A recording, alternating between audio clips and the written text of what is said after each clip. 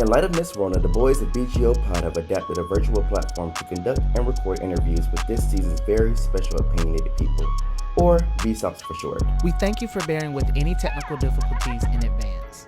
This pandemic has been raggedy, but in spite of, the conversations we've had with our VSOPs have been refreshing and were well worth the technical struggle. This episode is also brought to you by Anchor. If you haven't heard already, Anchor is the easiest way to start your podcast. Big facts. 1, it's free. 2, there are creation tools that allow you to record and edit your track straight from your phone or computer. 3, Anchor will distribute your podcast for you so it can be heard on Spotify, Apple Podcasts, Google Podcasts, and many, many more. And 4, you can make money with no limited listenership. It's everything you need for a podcast in one place. Carlton and I have been using Anchor for a few months now, and we're a bit obsessed. Download the free Anchor app or go to anchor.fm to get started today. Don't wait, honey. Your future listeners are waiting. Now, enjoy the show. You have reached the voicemail box of Carlton Taylor And Sean Brinkley. We are unable to answer the phone right now. So either fuck off or enjoy the show. Ain't a period.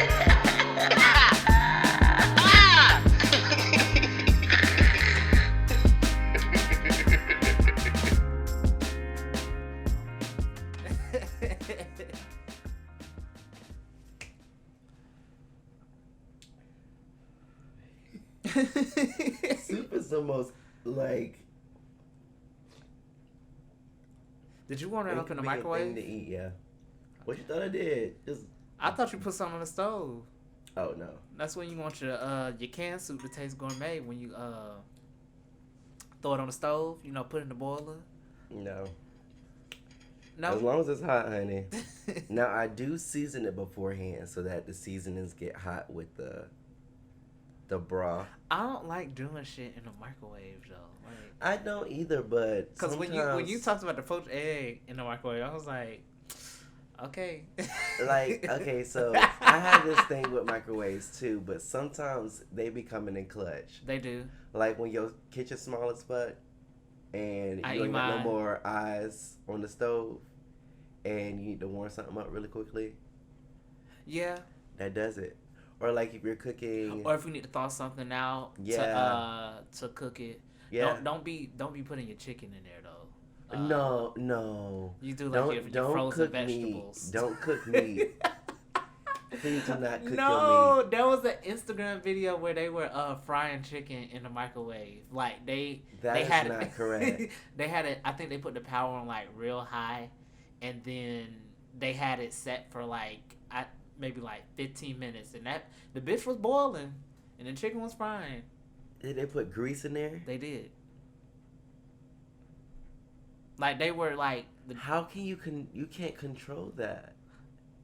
If that shit decided it wanted to combust, you really would be like, well, was the chicken worth it, or like my entire house is gone, and State Farm said, "Fuck you, we're not covering this." Because you decided to put chicken in the microwave. Right, and you knew they wasn't going to cover it to begin with their raggedy ass. You knew they wasn't going to cover insurance plan. Because renter's insurance is for your 1,300 square feet, not the entire like, half of the duplex that you blew up. Right. Oh, my goodness. Oh, my God. So, we're in another week. Yes. Oh, Jesus. It's nice to see you. It's nice to see you too, Sean. It's always a pleasure. That's what they be saying at the hotel. Chick-fil-A, honey. Oh, that's what they say. They say my pleasure at Chick-fil-A. I don't be paying them people no mind at Chick-fil-A. I don't go no more, so I'm surprised I knew and you didn't. Yeah, that's real. What you mean you don't pay them no mind? They be doing all that customer service training. You don't be paying attention. I don't give a fuck about the customer service training. Give me my 2 sauces and let me go on about my day. Ain't that crazy? Because if they was giving you hell, you remember that. Right. You will remember. You remember when people do some dirty ass shit to you, but when they nice to you, you be like, oh, fuck niggas. Like, it's just... No. What was that you I was on the phone with where I was like, oh, they being lovely today. Oh, yeah. Because I had went to Taco Bell. And then McDonald's for the cookies. And he done made me fresh cookies and everything. Yeah. I appreciated that. That was nice. That was lovely. Child, he just had to take the cookies out the basket and Put them in the microwave.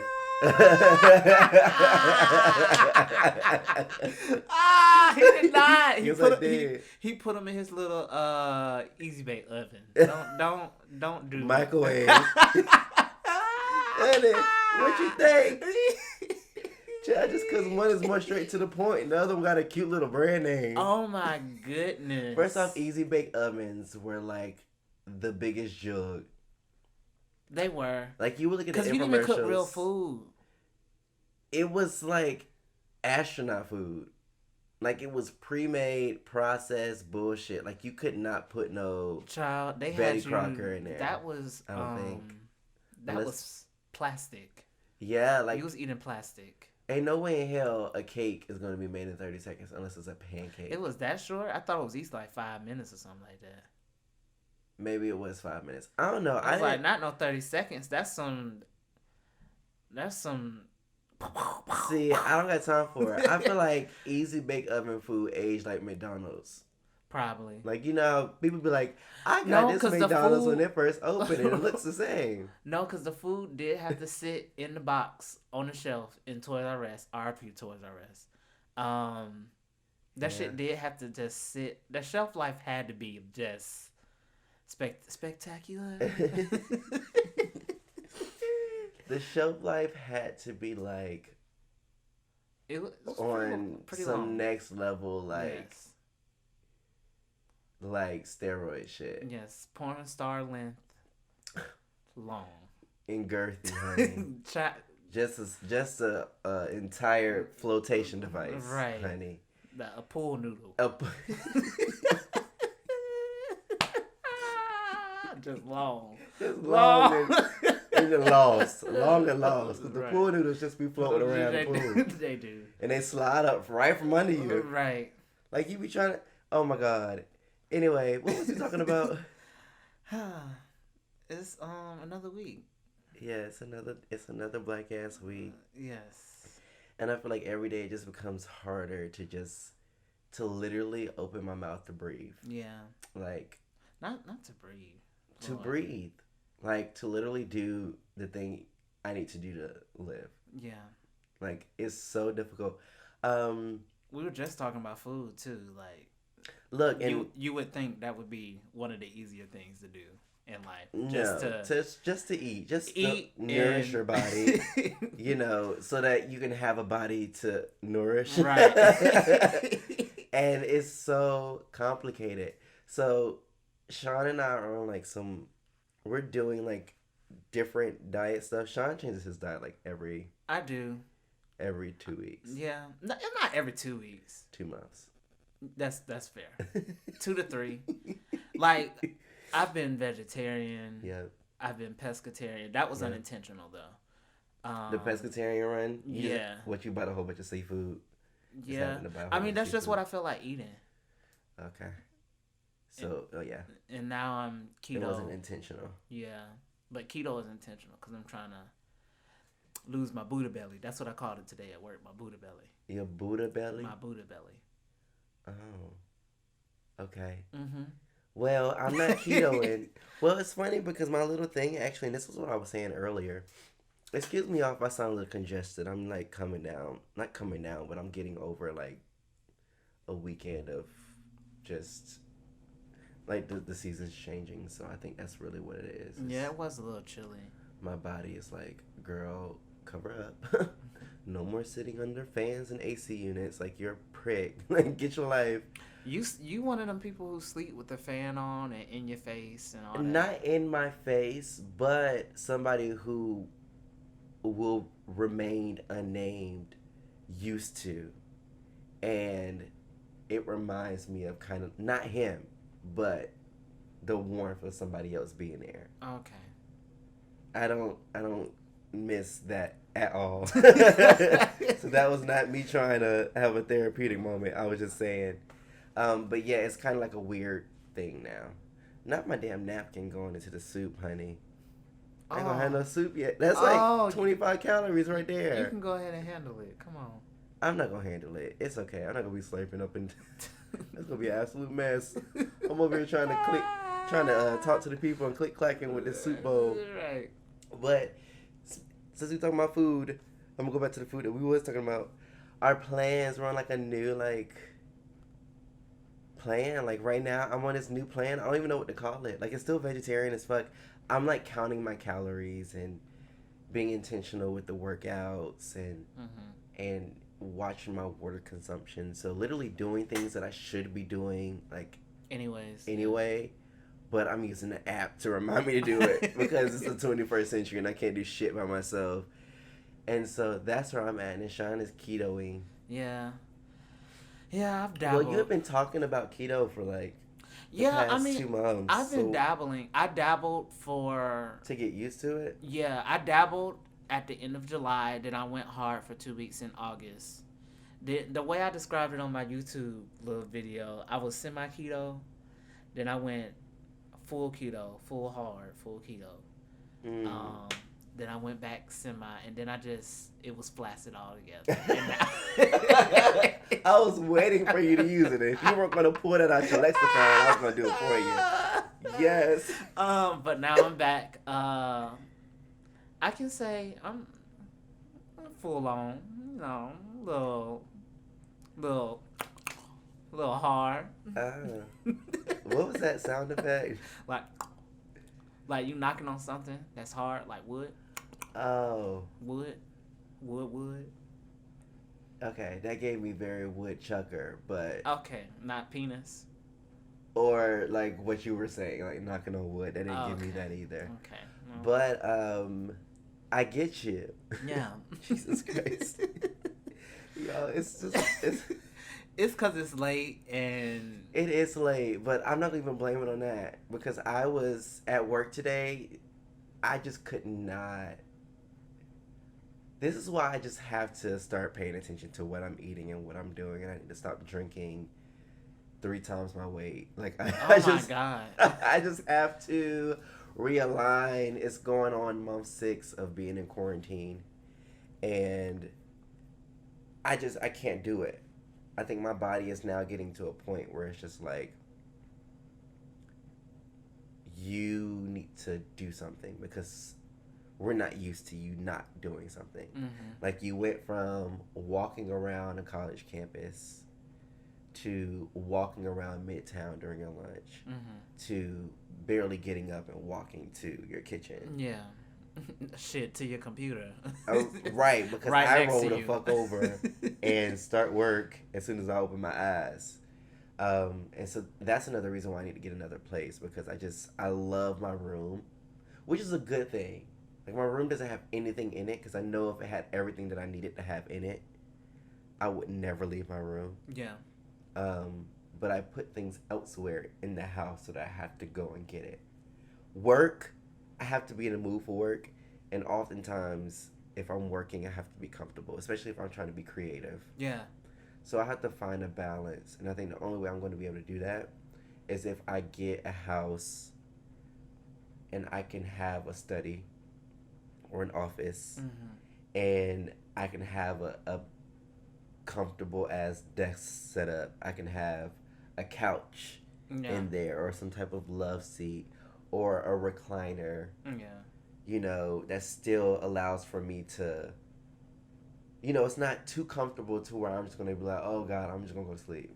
Yeah. Like I'm still holding myself to some type of accountability because that's just something they don't teach you in school. They don't teach you a lot of things in school. Yeah. They don't say when you start working your 9 to 5, you're probably going to gain a little bit of weight. Yeah. Because you're used to like running across, like literally my classes were across the fucking campus. Like I used to be so jealous of all the kids that had classes right off the bus route because they would just get off their bus and be right at their class. I would have to get off the bus and run across campus because the way Georgia Southern was set up, there's this fat ass walkway in the middle of it called the pedestrian, and it's amazing. Like it motivates walking. And then like that's the only way, like the bus system brought you onto campus, but it was up to you and your feet or whatever you use as your feet equivalent to get you to the other part of campus. See, that's why I had so many parking tickets in college because I just I didn't want to do it. You was like, I'm just gonna pull up. I'm gonna park where I park and I'm gonna deal with it later. And that's exactly what I did. That's exactly what they did too. they dealt with it later. And they still got me on hold. Are you serious? Yes, they did. You. I'm not gonna put you out like that. I got me on. I think that was episode 2 of season 1. But you've come full circle since then. I work at a damn university now. You said it, not me. Right. I wanted you to say it and not me, because I was gonna feel bad by throwing you out there like that. I don't. It's whatever. You know. That shit is absolutely ridiculous. We're still growing. Yeah, I still owe that $9.50 at the library. I'm paying. This month is the month. You ain't got no interest on it. Nope, still $9.50. Been $9.50 for 3 years. They still send it, and I get, cause like I have access to the same platforms that I had as a student, so like everything rolls over. So like they start sending me notifications for. You know. They started sending it to your pro email. Yeah. Cause I have my same net ID, so like or my student ID thingy. So you're like in the system. You've just been in the system as a student, and then it ended up. Then they changed it to staff, but I still get that same. It's weird. It's real weird. Like no, it's like your social security number. Yeah. Like you can't get away from it. Nope. It's tied to literally your existence. Yep. Oh my God. $9.50. $9.50. That $9.50. They said using your sound effect. Right. Hello, sir. You still owe us that $9.50 like the damn. They probably do need it nowadays, but Universal don't need no damn $9.50. What they gonna use it for? Well, they do now, but that's so unfortunate. That is so unfortunate. And so does every other state school. Okay. And government entity. It's ghetto. So how are you feeling? You know, these past couple months have been crazy. We all know that. But you know, since the move was stressful overall. Mm-hmm. And I think I'm still getting through that. You know, they're a little raggedy. Mm-hmm. Still. I mean, you got lost coming over here. They done switched management companies up. They done switched up on us. I just knew. I knew where I was going until I did it. You did, though. You really did. You really did. The sign just fucked you and up. then 10 minutes later, I was like, oh, wait a damn minute. I was like, I'm about to be at Kennesaw. Right. Is it that way? Yeah. Like, it's going, I was about to be, yeah, you had your off Barrett, honey. Yeah. And I was like, hold on, them same damn road plates that Sean was rolling over a few weeks back. Right. I was like, I done drove too far. And I know Adam was sad because I had to turn around and he just knew it came with the road plates. My whole wheel alignment is off. Yeah. Gotta go get it serviced. Yeah, but dealing with the move-in, starting the first couple of weeks at my job for this semester. Mm-hmm. Ew, I sound so congested. Child, the world sounds congested at this point. Okay, the world is congested. You're correct. But and today was a long day, Carlton. I'm not even gonna shit you. So much stuff to get done. I was stressing through a lot of the different things that I had to get done. Really just battling, because I really started feeling this week at my job like I just felt like I wasn't doing a good job, like genuinely.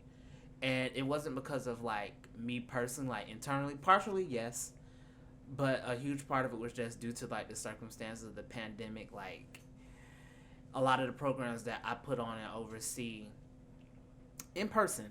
Mm-hmm. So changing all of those things to virtual engagement and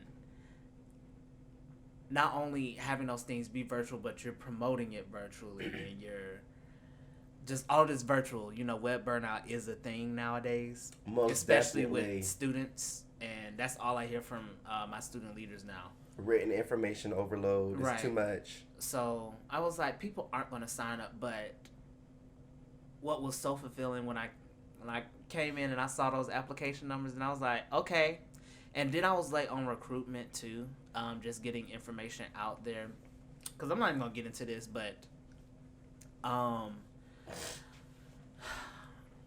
when you just have to pull every piece of a project together, it's Yep. just a lot. Yeah. And it's time consuming. So everything from it just drains you creatively, and that's honestly what I was talking to my LB about. So it's funny that you were bringing up how your workspace, you need to have a workspace conducive to being creative and all the other stuff, because it just is so much that gets taken out of you as a creative. Yes.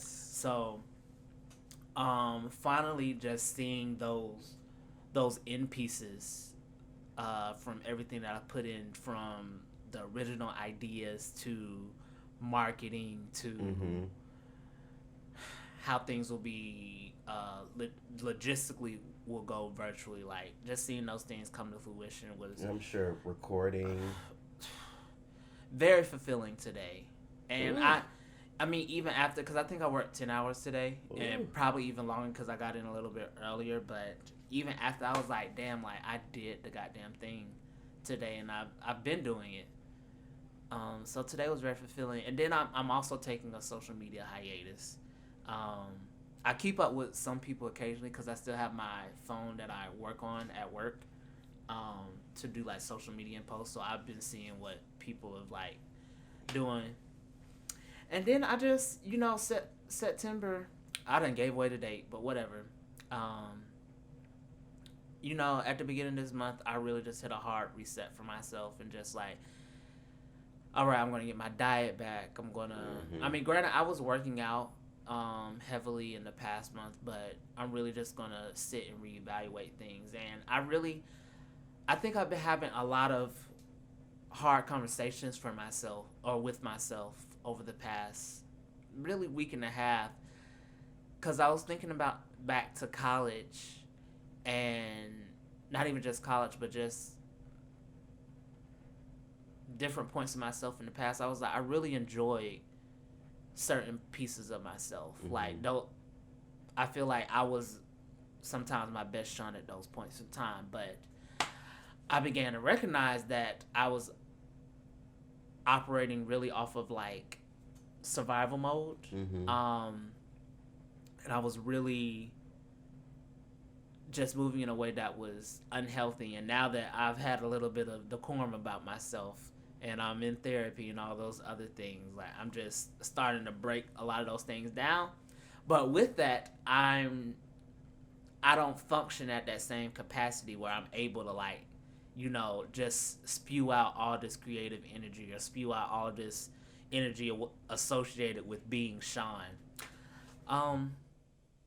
I'm really trying to find that new energy, because I come home and after I've given everything that I had to give for work, I just don't have anything to give to my music, grad school, just things I really want to work on. And I've really adjusted myself in the past couple of months, but now it's all right, I really need to start honing in on things that are important to me. Work is cool. I've done what I needed to do professionally. Now it's really time for me, what I need to do personally. But that's the motherfucking story of my goddamn life. So no, but that's real as shit. Same. This whole yesterday, I was like, wow, I really need to start. I'm doing all these good things, and people are telling me that I'm doing all these good things. But somehow, some way, I still feel like I'm falling short. Yep, that's it. And it's because I'm selling myself short. I'm doing all these good things and making sure that everybody around me, all the organizations I'm fulfilled. Right. All the organizations I work with are, granted, they have their problems, but I'm fulfilling them, and then I'm leaving myself with fumes. And I don't have enough to push through and really get myself to those next spaces, because I know we're both thinking about grad school. Yeah.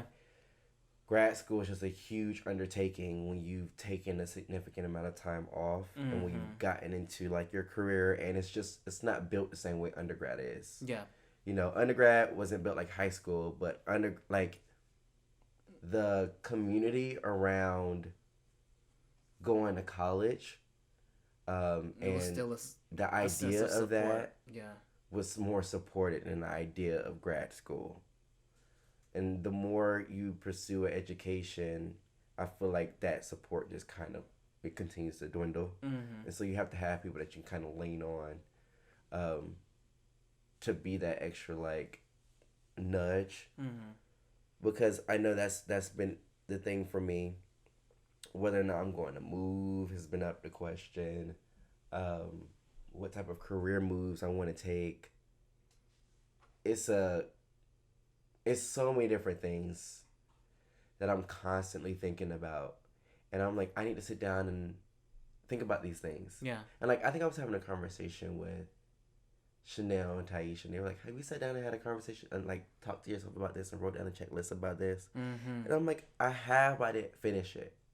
And I was like, "Oh, Doug Carlson, finish it." Like, That's just always finish the it. case. Cause you have these moments in time where like I know what I want to do. I just need to sit down and iron out these details and actually write out. Cause literally, if you write out a checklist of things you need to do and what you need to do to get to those things, it'll happen. Like literally, Yeah. Especially if you just follow the checklist. But we just get so bogged down with everything that's going on, and that's why I had social media. Yeah. I had to go because on top of that, I like envy and I won't even say envy, but I think I get easily distracted or just in my feelings when I see other people just prospering and not in like a I'm hating on them type of way, but it's like goddamn, like I'm in the same circle. At this point, I'm just as talented. Why am I not doing some of these things? Like, I really get in that space, and that's a negative ass space to be in. So, I don't know. It's just a matter of a checklist sometimes. And you just filtering out the things that you got to do. And holding yourself accountable. Yeah. I think that's a big part of it, too. But anyway, y'all are not here to hear us talk about ways to hold yourself accountable and how to get into grad school. We are going to be wrapping up our conversations that we've had with 4 amazing guests. Yes.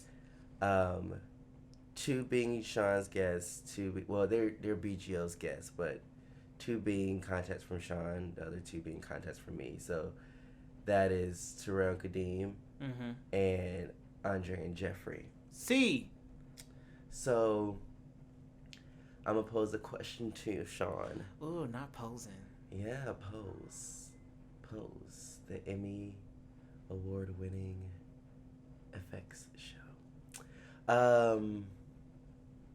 God. That's what I get for being extra. Not you lost it.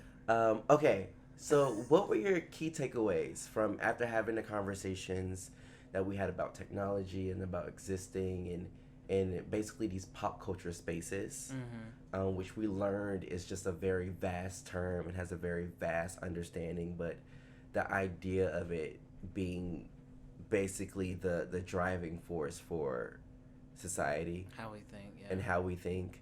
What were your biggest takeaways from our conversations? That's loaded. Or, okay, let me break it down. What was your biggest takeaway from our first conversation with Kadeem and Tyrell? With Kadeem and Tyrell, and I guess with all of these conversations, what I do with our conversations, my therapy conversations, Yeah. I sort of, whatever thing that I hold on to, I try to apply it, or latch on to something that's already happening around me. So the biggest thing for Tyrell and Kadeem, giving each other accolades and having our own sort of self-satisfaction system within ourselves to feel validated, because I remember talking about how you know, I understand that, you know, I may be a driving force in, you know, my people and, you know, people within the black community, the queer community are driving forces in a lot of major genres, intersections, whatever it may be. And we just don't get the necessary credit, but it's not always about getting that quote unquote mainstream credit. It's about lifting each other up in those times, because if we don't lift each other up, who else will? Right. And that's where, you know, I think that feeling that I was talking about, like, I want that validation now, not necessarily later, and having future generations have that validation for what I'm doing. But just really supporting each other. I think that's the biggest thing I took away from that, and that's what I try to do now when it comes to, I don't know, people who are influencing, out here making a difference, just doing their own thing that could possibly create its own wave. Yeah. Just sending out support, reposting where I can, liking, commenting, subscribing, whatever the fuck it may be, you know. Right. What about you? Same. I think it's very interesting how the narrative is kind of, and I don't know if the narrative has changed per se. I don't know if it's just society doing better. Yeah. Black people doing better with supporting other black people. Yeah. Because like when everybody was doing like the Blackout Tuesdays and there was this huge push for like supporting black business. For what it's worth, I've heard so much more about certain black businesses in this space, and like people were like, well, I just don't understand what posting a black square on your feed is going to do. Well, it did a lot, because it put a lot of brands in my face. Like, I did not know that there was a brand called, and shout out to them, called Brownages. It is a bandage company that makes bandages for different skin tones. Oh. And so it's the fact that people, that's creative, see, like, for somebody to sit down and be like, my black ass doesn't feel represented in the Band-Aids that I use. Like, or the bandages, sorry, Band-Aids, don't come for me. Because, you know, they're a brand, like Vaseline, Baseline. Don't come for me, honey.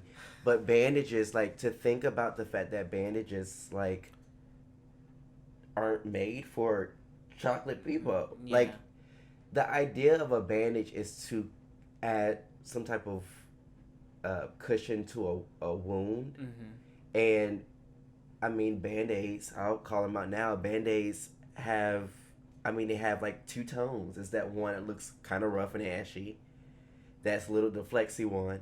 And then it's the other one that, this one that looks little, but anyway, there was like an entire episode. There was an episode of Blackish where Marseille's character, is not coming to me, I forgot her TV name, but she was sitting down after getting hurt and was next to this white girl that got hurt.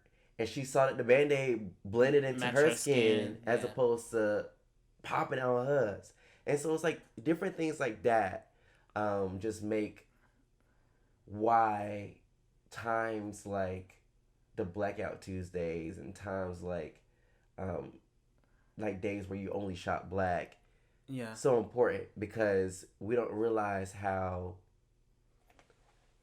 diluted and what's the word I'm looking for? Like, diluted was a good word. It was. I guess I can just say diluted the market is when it comes to servicing our needs. And even as a subconscious one, like the color of a Band-Aid. And so definitely giving people their things, their flowers while they're still alive, giving them recognition, not falling into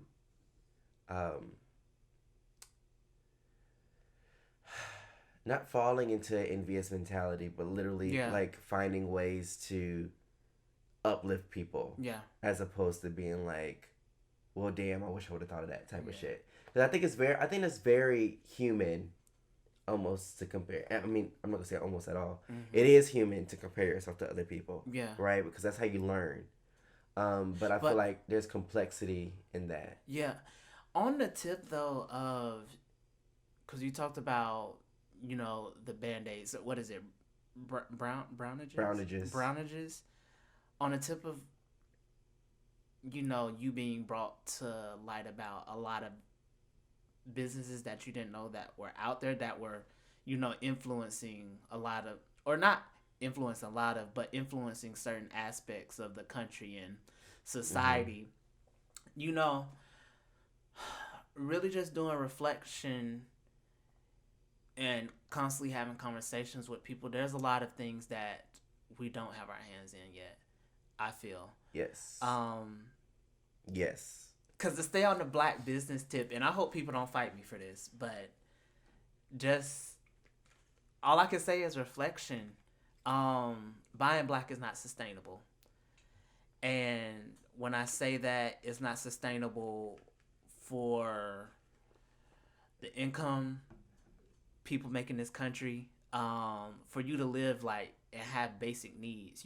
There aren't a whole lot of black grocery stores. I can't say we have a lot of influence. Like, there's a lot of black medical practices. I can't say that. We just need to do a better job of highlighting those. But when it comes to essential needs, like, those things have gotten to the point where they're so monopolized and big that we have to use them.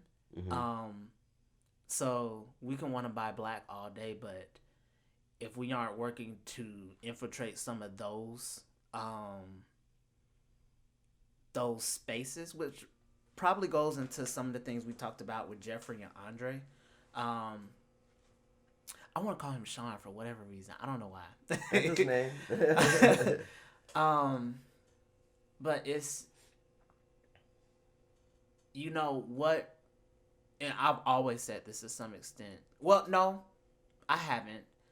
But I think it puts into context what I've always talked about, how, things fall off when it comes to black advocacy and, buying black and, getting into spaces and all those different things. Like, those things come and go in waves, I feel. And it's been pretty consistent on this past one, but it's honest because things are not sustainable.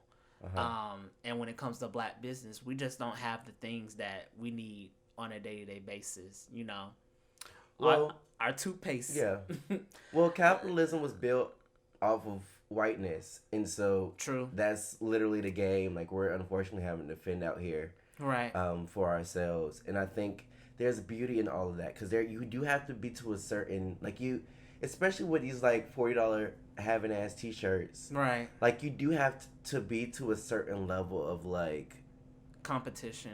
Yeah. Not competition, you have to compete. But well, I wasn't really going that route. You have to, in order to get these things, you have to, like, you can't be working paycheck to paycheck trying to support certain black businesses, because that black business that's up the street but ain't compared to the Walmart that's like right next door, right, is not as convenient as the Walmart that's right next door, and your child is hungry now and not hungry when that black business opens. And I mean, even when next week. Did you see that video? Or tomorrow. Did you see that video where the congresswoman was reading what is it, J.P. Morgan for filth? Yes, he sent it to me. Like, I think that video speaks to what I'm talking about, because it's like our whole, and granted, we can go back to all this shit was built by people who didn't want us to succeed, and not even just people of color, but if you don't got the money or the resource, you're just not going to succeed in this country. Yeah. Yep. But it's like, if we don't even have the basic, if we're already operating in a deficit with our current job, it's like, how can we expect to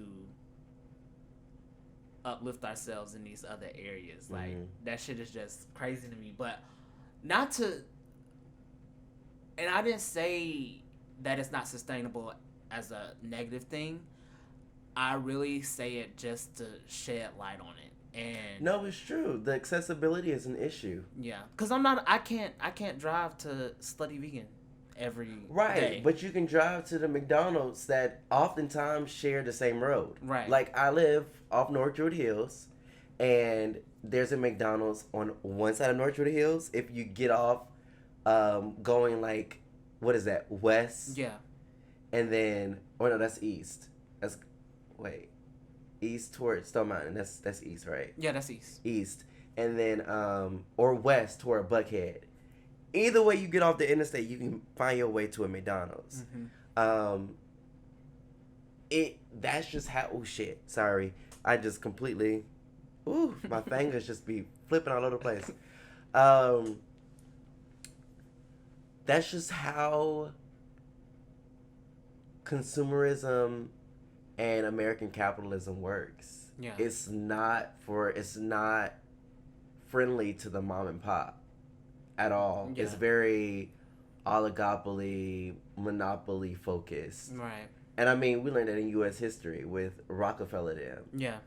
They all wanted to monopolize on their resource. Yeah. They didn't want nobody fucking with them. And if somebody did, some shit happened. And they did whatever they had to do to stay on top. It's the exact same rhetoric. Or you just, like Amazon, buy them out. Right. But to your point, and I don't know if this is where you was going with it, but like black businesses, for sure, there are so many things that we still need. Yeah. And there's a market for it, or you can create a market for it. Yeah, and Because like Brownages, I went to brownages.com to see how much the damn Band-Aids were. They sold out, my nigga. And they don't just sell Band-Aids. They literally, like, some of their Band-Aids have like, they have kids Band-Aids. And so like one is like a girl that wants to be a veterinarian when she grows up. And so it shows a little girl that's like a veterinarian. Mm-hmm. And there's a little black girl with natural hair. And they got a little boy who wants to be a astronaut when he grows up. Mm-hmm. And so they got him in his little astronaut outfit. And then they actually have, like, they sell pajama sets with that little boy and that little girl on it, showing that positivity Yeah. of blackness and that ambition, that very, like, Hidden Figure-esque, you know, like the way everybody was feeling about their blackness when Hidden Figures came out. Yeah. And I mean, even that was just, it was so great. Hidden Figures was so great. They did what they had to do because it was a full circle moment for Taraji and her career. Mm-hmm. It was a full circle moment for Janelle and her career. And I mean, Octavia Spencer had been doing the damn thing. Like, the help was iconic. Mm-hmm. And so, like, eat my shit. But, Well, question for you. yeah. Because, I don't know, we're talking about pop culture and Yeah. Bring it back, just baby. this conversation Mm-hmm. that we're in right now. Yeah. It all makes sense. Right. It all connects. You know, because another part of it, and I don't know why I've taken just this role of like just playing devil's advocate or just questioning You the should. other side of it No, you should. this season. But as I talk about just there's this lack of representation in some of these areas when it comes to how we're influenced, because I feel like sometimes we feel like we're limited in our scope of influence and what we can actually do. So, you know, everybody feels like they can be and this ain't no shade, no tea. I'm not trying to do that. But you know, how many people braiding hair? How many people selling T-shirts, making hats?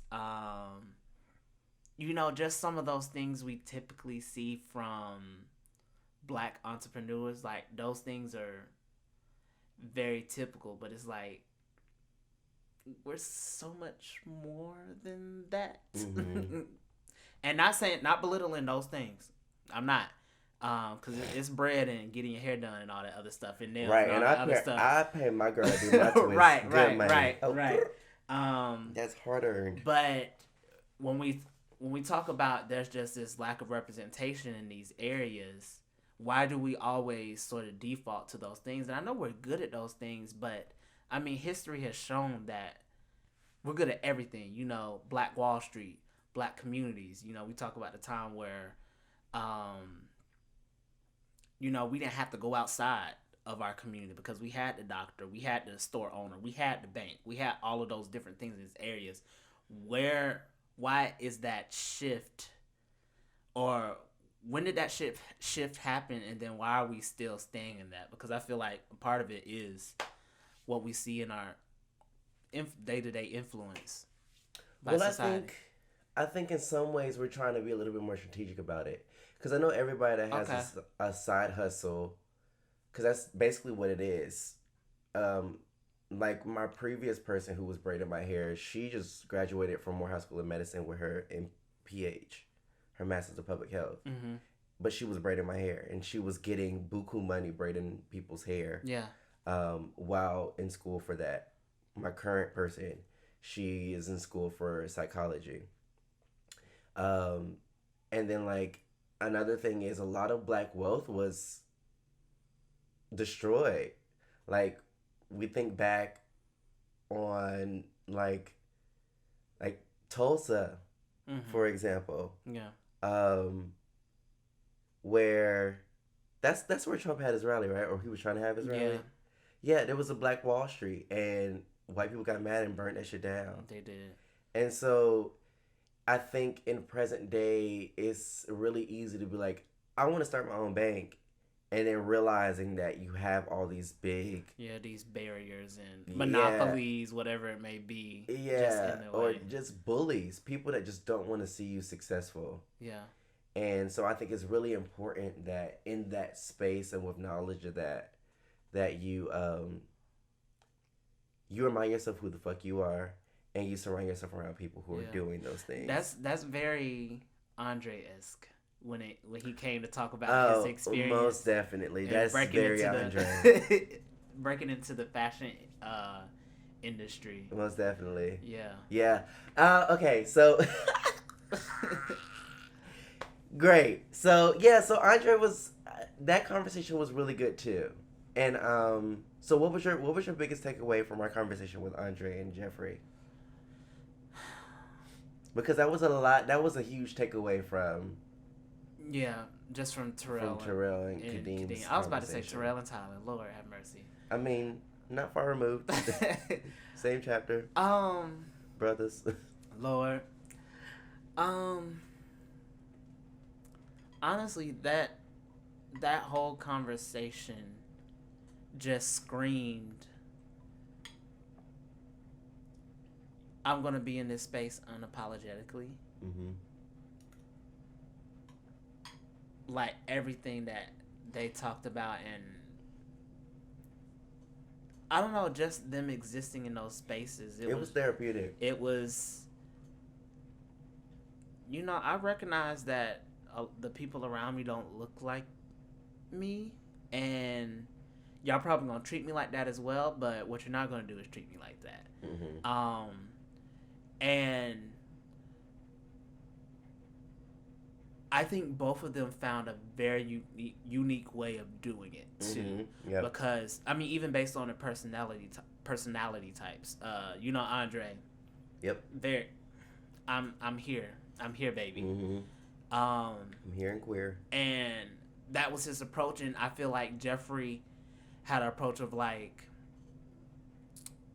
oh, you're gonna do that? Okay, well, I'm just gonna mm-hmm. do this. And I found that I feel like that's what a lot of people have been doing. Mm-hmm. And why it's just created so many ways for us to infiltrate. Yeah. And get into places where we're not traditionally at. I mean, and that's been my whole idea behind going to school and getting a solid education, to allow yourself a wrench or something to get in these spaces. Mm-hmm. Honestly, that was my biggest takeaway, and being unapologetic about it. Yeah. And I've always embodied that in the places that I've been in, but I think I'm definitely embodying that now. And when I do sense discomfort, after everything that we've been through this year, not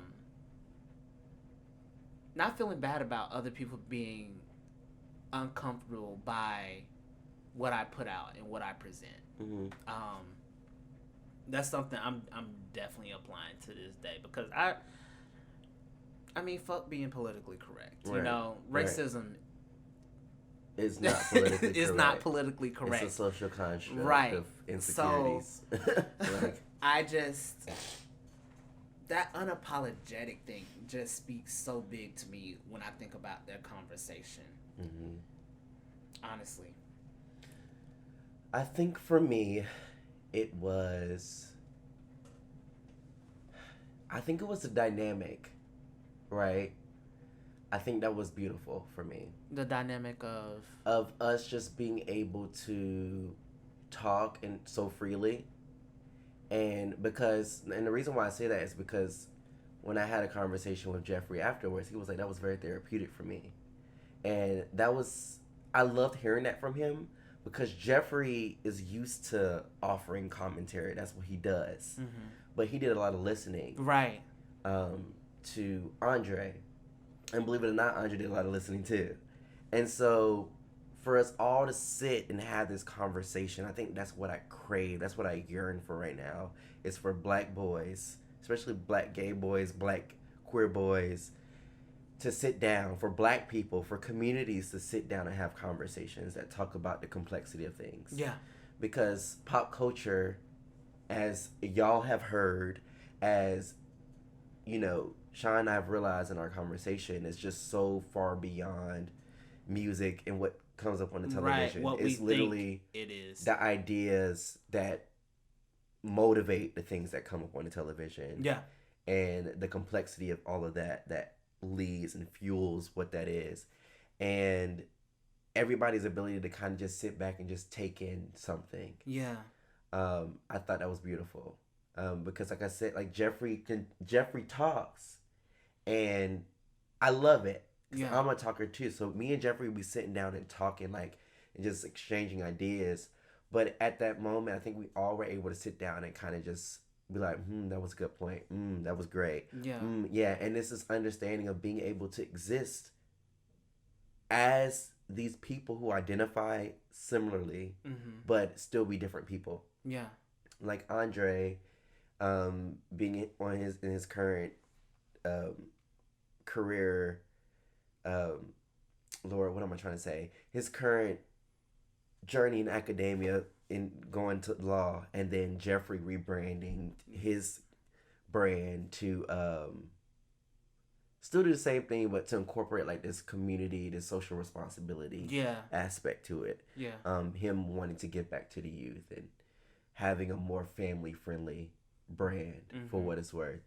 And so I think all in all, with all the conversations that we had, with all the perspectives and the spectrums that we explored, I thought that it was just incredible that we could sit down and have this conversation on a platform as bold as this one, and really dive deeply into some notable people's rhetoric and their understanding. Because we had somebody who produces music and works in and does video work and has worked with huge tech firms and tech organizations, and you have somebody who has worked professionally with an A-list celebrity, and then we've had somebody that worked professionally with brands that these A-list celebrities wear, Right. and then you had somebody who is really homegrown, you know, and trying to figure all this out, and is extremely successful in that, and they're all black. Yeah. You know, and so it's like, for me, and this is probably my grandfather coming out of me, because every time we have a conversation, he's just so proud of his blackness. It makes no sense. He's retired. He's in his 70s now, and he jokes, and he's like, people ask me what I'm doing, and I say, I ain't doing shit. I ain't doing nothing. My ancestors worked their asses off to ensure that I didn't have to do anything. A mood. That is a mood. And he was like, I'm retired and I'm comfortable. I worked hard to be in this space, Yeah. and so I'm going to be bored. I worked hard to be bored. Yeah. And I have to, he's like, I have to remind myself of that when I get bored. I'm like, I could just pick up a book. Because my grandfather is always learning something. Yeah.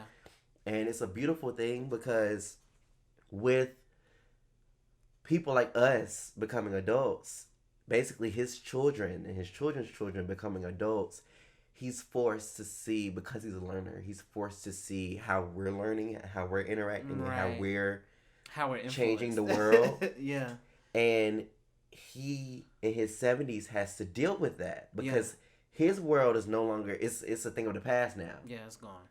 And so he is always a constant reminder that even though we feel like our influence is really small, our influence is not small at all. And our influence is not going to do nothing but to continue to get stronger as we get older, because now we're going to be the head honchos. We're going to be the CEOs and CFOs and COOs and CMOs. We're going to be the politicians. Exactly. We're going to be the doctors. We're going to be the World Health Organization. We're going to be United Nations. We're going to be the they in the textbook. Yeah. That my one professor, Professor Brooks, she was like, when I was growing up, I just wanted to be they. And we would all look at her and be like, what is this bitch saying? She would explain it, and she'd be like, because every time somebody would say they, it would be like in reference to some scholar or somebody that made a decision. And she was like, I just wanted to be they when I grew up. Yeah.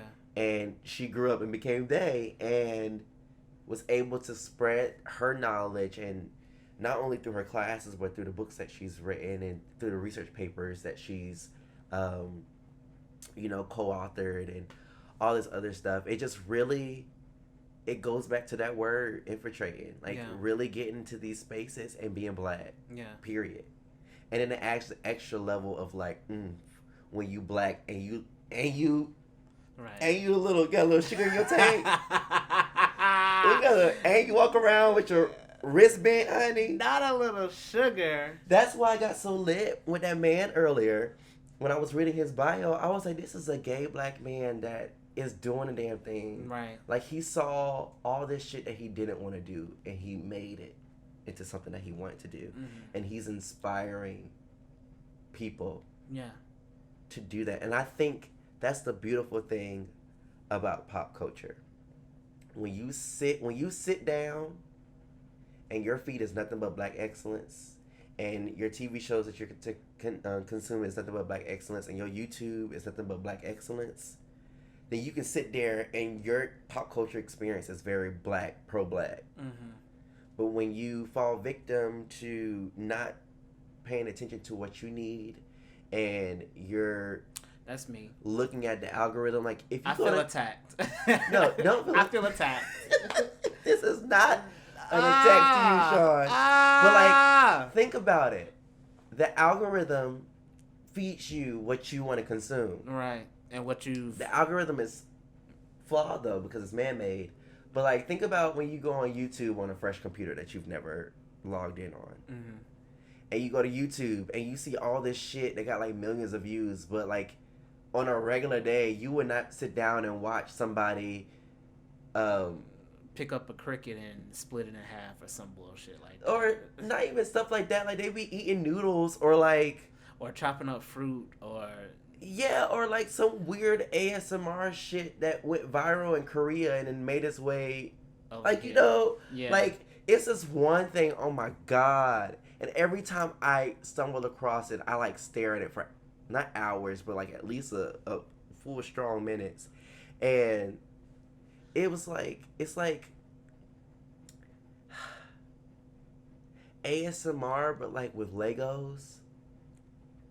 Like the Legos become like clay almost. And then they like make more Legos, but it's like they form it like clay, but it's Lego. Like, it's such a mind fuck. You have to watch it to see it. Let me write a note to myself, because when this episode comes out, I'm going to put up a video. I'm gonna put up a video of that damn Lego to LOL. clay ASMR. And I promise you, Sean, you're probably like, Carlton, what the fuck are you making up right now? Absolutely nothing. I'm gonna show you when we get off of this damn. Girl, I turned you off. Lord. Told me to go to sleep. I know. That's part of my new app, y'all. Try to do better with my life. But there's this. You are so in control of your pop culture experience, Yes. and it's literally because pop culture is us. We're pop culture. We Yeah. make pop culture is short for popular culture, Mhm. right? Just because it ain't popular in, I don't know.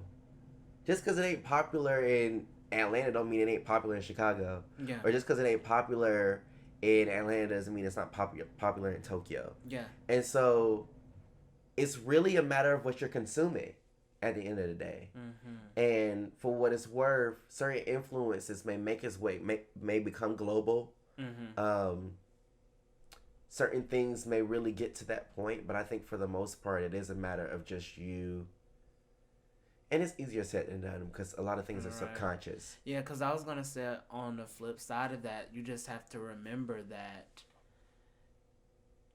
what you're seeing on a consistent basis, that's not law. That's not, Yeah.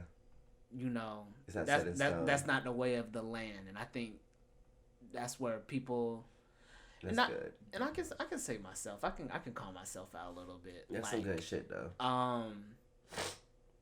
Excuse We me. start living our lives based off of that, and it's like, no, like, you don't have to have a house and kids and married by 28 or before you're 30. You literally can do that shit when you want to. You do that shit when you're 50. You don't ever have to own a business in your lifetime if you don't want to. You can do blue collar work, white collar work, whatever And it's okay. color. honey. That shit is okay. And I think that's the only other side of it that I would add to what you're saying. Like, we cannot get so consumed in that we Right. forget it's just popular culture, and it can be changed, and it can be further influenced by you. Right. It ain't to gotta be be your different. pop culture. Right. Because it cannot be popular in your life, honey. Yeah, I Fuck think it. that's why I've chosen my graduate degree in what I'm doing, master's in public policy, with the focus in social policy. Like, we get so gung or stuck on, all right, these are the laws that we're faced with and all this other stuff. Do you realize where that shit come from? That shit come all the way through the pipeline from somebody really just talking about their day-to-day life or their scope of influence. That's literally how legislation is. Yeah, nigga. It's Developed. somebody else sitting down writing it.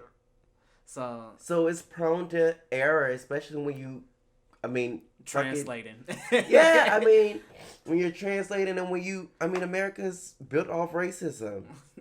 So what the hell you think your black ass gonna do if you're not gonna go in there and change it? You're gonna have to deal with it. Yeah. Or you may get locked up. Or there may be some fucked up thing that screws up something else in your life, regardless of what it is. But the only way change is gonna happen is if we do it. Yeah. If we see that change needs to happen, make the change.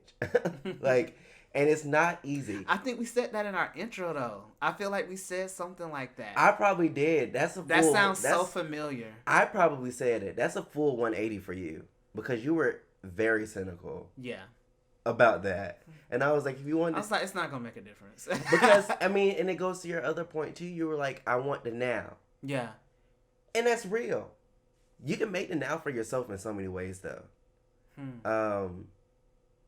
And I think in order to ensure that other people have the now, you have to put forth that work. Yeah. And so I think it's brilliant for you to go and pursue public policy because that can, even if you don't go into public policy, you know how it works. Yeah. And that can Be help like, you do so much. Right. It can help you do so much. The law of the land, and Hamilton puts it in a nice little rap, honey. They was in there bitching and moaning about some stupid shit. But the motherfuckers built this country. The most powerful one of the most powerful countries in the world. Yeah. Just not bullshitting, but it was a lot of bullshit that they went through. Right, I fucking hate it here. Yeah. And so, for what it's worth, I think we learned a fucking lot. I hope y'all learned a lot while y'all were listening. And I mean, I think we're still gathering stuff. Well, hell yeah. It's a never-ending cycle of just trying to figure out the best what the fuck. Like, it's really, I think life is really a constant battle of several evils. Yeah. Because there's so many things that are just so wrong with the world. Yeah. And they're probably going to continue to be wrong. But something that I told Andre, which is perfect that we were literally talking before I got here, is that he basically was saying, you know, what he said on the last episode, how he wants to get his degree and he wants to really influence change by being in a congressional seat or in Senate.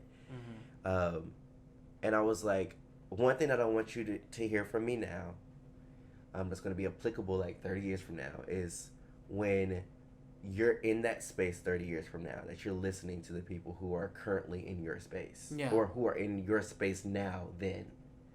Because they're going to be the future. Yeah. And you're going to be working for them. Because in so many ways, you made it, right? Don't be trying to figure out your agenda from 2020 and it's 2050 and they dealing with shit. Because we didn't deal with it. It's a completely different ball game. It's a completely different ball game.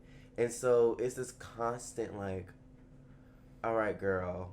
It's a balance between like what's happening around you and then what you're trying to put out. Right. And for your mental, you have to remind yourself that you can only do so much. You're one person. You can only fix so much. Right. And vice versa. And bitch, live your life. Honestly. Like, you that's can't it. be stressed. Like, In the show. That's like, it. Go and wash your booty hole. Like, you over here upset and you ain't washed your ass in 3 days. You know, I wanted to make a booty hole comment earlier, but I was going to wait a little bit to the end. So I'm glad we started talking about booty holes. What was the comment, Sean? Because you said something about, I can't even remember what it was, but it was something. I think it was like continuing to like water yourself for getting the influence that you need. I don't know, some shit, but I was like, stretching your booty hole, just like that. But that was a reach. Yeah. So I kept it to myself. Oh my God, this man went from talking about black progression to booty holes, fisting prep. Oh my God, stretching your booty hole like folks be stretching them. What them things people be putting in their ears? Gauges. Ooh. Oh my God. Yeah, don't ever do that to your booty hole, honey. Yeah. Because people's flesh be like dead. Be looking like this pop filter.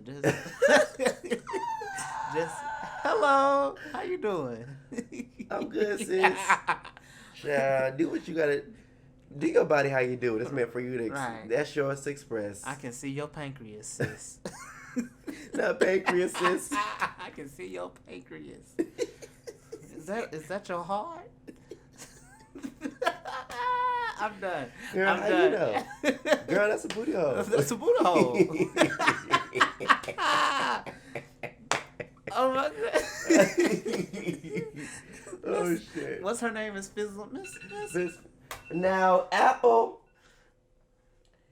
These reminders don't give a fuck about what you're doing. I'm upset the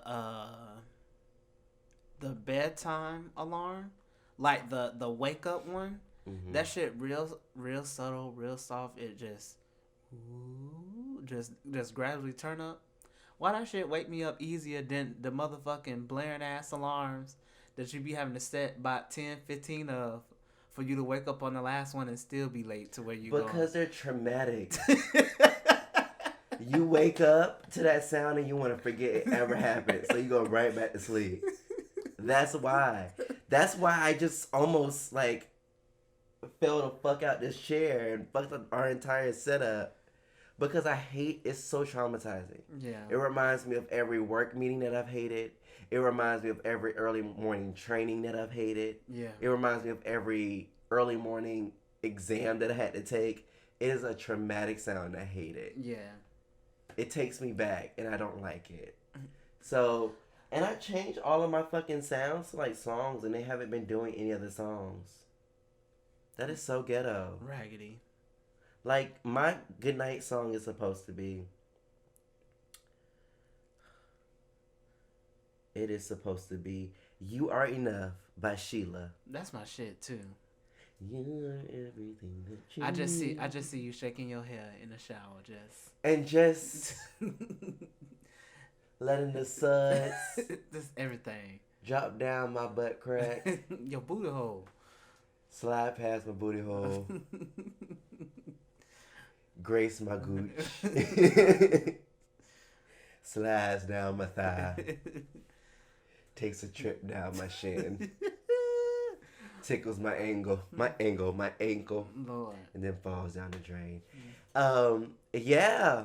And then, okay, so the one that went off earlier was supposed to be Beyonce Homecoming Live for Turn All Alarms On Tomorrow.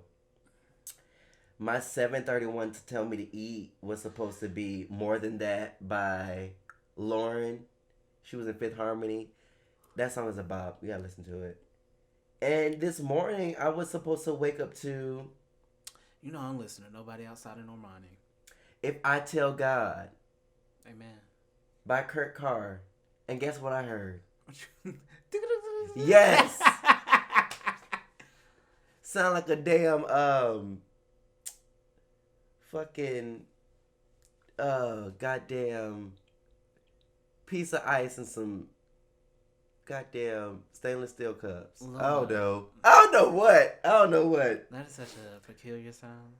Yeah, I don't know what the hell. Sometimes my reads be coming out, and sometimes they just take a little longer to process. It's okay. But it's okay. My phone just told me it was time to go to sleep anyway, so I'm gonna charge it to that. Well, Is there anything you like to leave the people with? no, I think No, left them with we don't left them. just Let them sit in it. yeah. Y'all can just marinate Right, just sit in it. in that shit. Just roll around. Mm-hmm. Yeah, it's because I mean, we dove into a lot. Yeah. But yeah, be great. Don't be a shitty person, y'all. Yeah. That's what it comes back to. And vote blue, please. I don't care if you're not a Democrat. Vote for the Biden-Harris ticket, or you're the problem. Period. No tampon. Did you see the new thing that Trump put in legislation today, or earlier this week, Do I want to see it? regarding Social Security? Not I'm about. We're gonna talk about it offline because I don't wanna freak y'all out. Not I'm about to not have no money when I turn. Honey, I've been working my booty hole. we gotta off. talk about it and do some research on it, because when I saw that message come from our HR department today, I was like, Oh hell no! What? Hold up. Let's get off here. Y'all, we'll see y'all next time. Bye. Bye.